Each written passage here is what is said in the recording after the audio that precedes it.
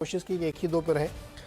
एक और मसला है, उसमें एक एक कमेंट मुझे सबके चाहिए। रामकृपाल जी, आपसे शुरुआत कर रही है। वन नेशन वन इलेक्शन, और उसकी पहली मीटिंग भी कोविंद जी के घर पे हुई है, शायद उस पर चर्चा शुरू हो गई है। क्या इसी साल हो सकता है क्या ये, रामकृपाल जी? देखिए नीरज जी, मैं तो ये सोच के आया था कि जो स्पेशल सेशन हो रहा है उसके लिए क्या क्या क्या लोग सोच रहे हैं, उस पर आपका सर बात को ये है। जो 3 मुद्दे हमने गिनाए सर, ये यही तो उसके हैं कि पता नहीं स्पेशल सेशन में क्या डिस्कशन हो जाए।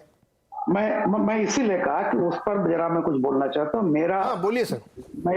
मेरा अनुमान ऐसा है कि देखिए सारी चीजें, ये जो स्पेशल सेशन बुलाया जा रहा है कोई बहुत बड़ा कदम उठाया जा सकता है, और मेरा ऐसा है कि महिला सशक्तिकरण का, महिला आरक्षण का बिल इसमें लाया जाएगा, जो राज्यसभा में 2/3 बहुमत से ऑलरेडी पास होकर पड़ा हुआ है।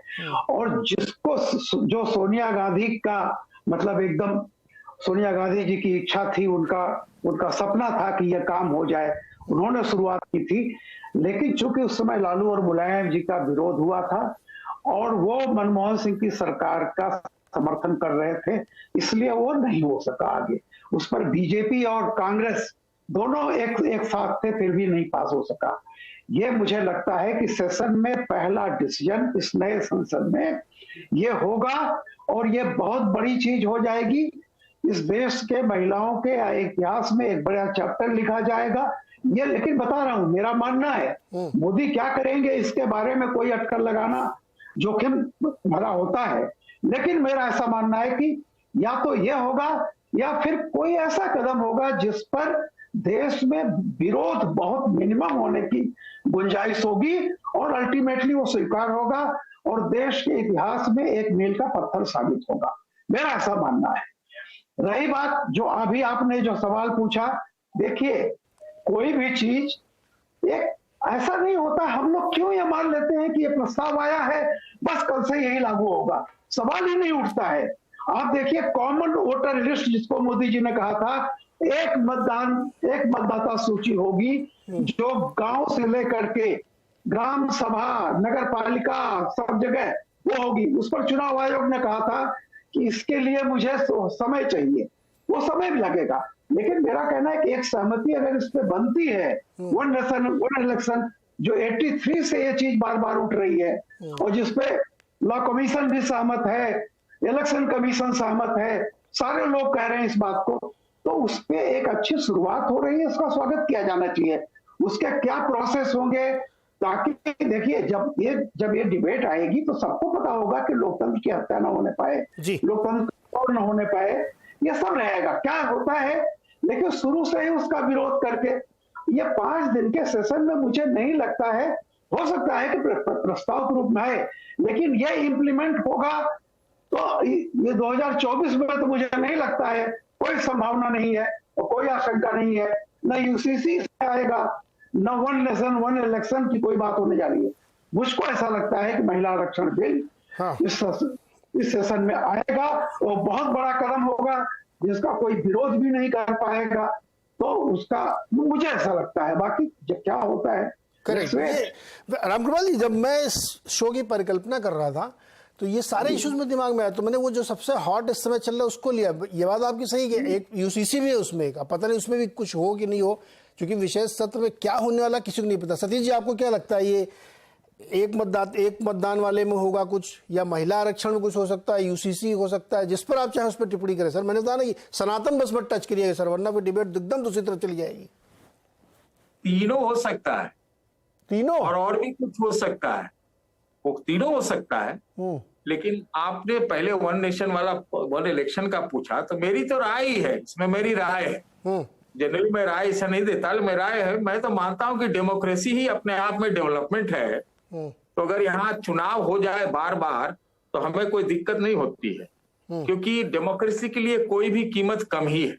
पहली बात, हमें सरोकारों से मजबूत सरकार चाहिए, आप समझ लीजिए, सरोकारों से मजबूत सरकार चाहिए, और चुनाव में खर्चे कम करने चाहिए, कोड ऑफ कंडक्ट में तब्दीली करने चाहिए, लेकिन अब ऐसे तो आप कहेंगे कि इसके ऊपर भी डिबेट है कि भाई वो फिर वो 80 करोड़ लोगों को अनाज बराबर नहीं देना पड़ेगा, मनरेगा नहीं चलेगा, लोगों को ये नहीं करना पड़ेगा।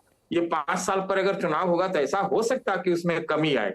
लेकिन विकास का मतलब ये इस तरह का विकास जो ये वेस्टर्न मॉडल ऑफ डेवलपमेंट है, हम तो उसको स्वीकार नहीं करते। हमको तो लगता है इंक्लूसिव डेवलपमेंट की बात होनी चाहिए, और उसमें प्रेशर कुकर का काम करता है चुनाव, कि भाई बीच में अगर आप चुनाव और त्योहार इस देश की एक ऐसी विरासत है कि लोगों का गुस्सा जो है उसे निकल जाता है, तो वो एक हम समझते हैं सुरक्षा के दृष्टि से भी बड़ा अच्छा है कि बीच बीच में चलो जी चुनाव त्योहार हो जाता है, तो उसमें कोई ज्यादा दिक्कत नहीं। हाँ, चुनावों में जो गड़बड़ियां उसको दूर करना बहुत आवश्यक है।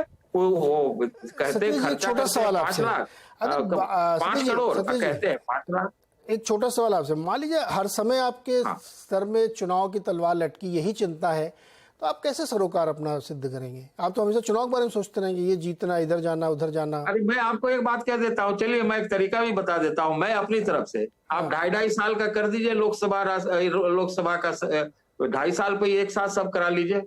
लेकिन चुनाव का जो तलवार जो लटकी रहती है ना, यही सरोकार को जन्म देती है, या आप समझ लीजिए। आप कोड ऑफ कंडक्ट में बदलाव कीजिए ना भाई, कि इतनी सारी चीजें चालू रहेंगी, कुछ तरीका निकल सकता है। क्यों दुनिया भर में 3 ही देश है जहां पर एक साथ चुनाव होते हैं इस तरह, सिर्फ 3 है, 200 में सिर्फ 3 है।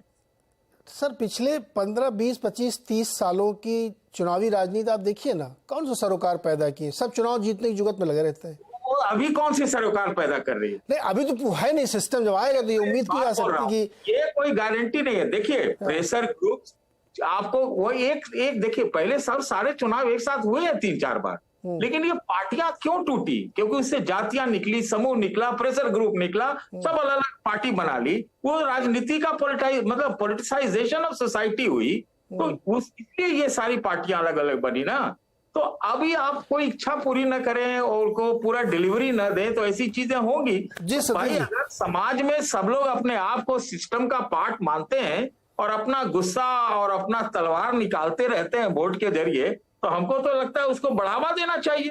हमें समावेशी समाज चाहिए, और इसमें क्या है ना, वोट बहुत ताकतवर है, नहीं तो वोट कुछ भी नहीं है, दोनों एक साथ जी। तो इसमें सतीश जी, ये विषय अच्छा है, इस पर हम लोग तो अभी चूंकि मौके आएंगे, अभी इस मुद्दा तो चूंकि बैठक शुरू हुई है तो इस पर चर्चा करेंगे। मेरा इस पर थोड़ा सा एज ए जर्नलिस्ट मेरा थोड़ी आपसे मतभिन्नता है। मुझे नहीं लगता कि ये जो आपने पूछ लिया तो मैं अरे मैं मानता हूं कि ये महिला बिल्कुल नहीं, अरे सर आप जो कहना चाहे वो सही है। मैं ये कह रहा हूं कि 3 जिलों की 5 विधानसभा सीट में प्रभाव रखने वाली पार्टियां किसी सरोकार से काम करती, मैं इससे सहमत नहीं। लेकिन ये एक बहुत बड़ा विषय विवाद का है, इस पर हम लोग कभी किसी चर्चा करेंगे। Dubey ji, low hanging fruit नहीं, लो हैंगिंग फ्रूट तो महिला आरक्षण ही है।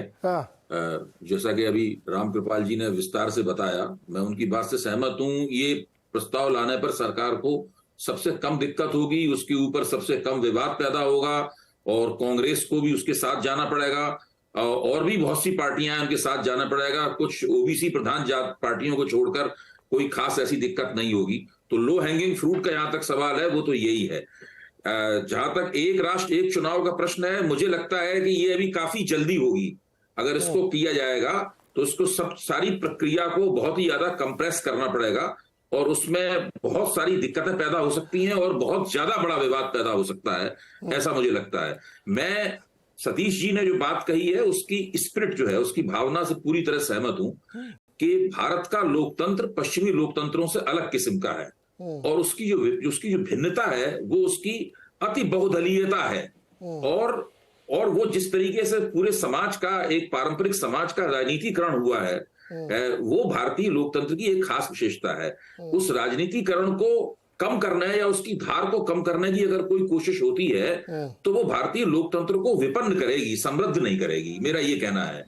लेकिन इसके साथ ये भी बात सही है कि चुनाव की जो बहुत ज्यादा चुनाव होते हैं उसको कुछ ना कुछ ऐसी कोशिश करनी चाहिए कि कुछ ऐसी अवधि आए बीच में चुनाव ना हो, लेकिन वो लोकतंत्र की विशेषता को कम करके नहीं करनी चाहिए। इस पे कई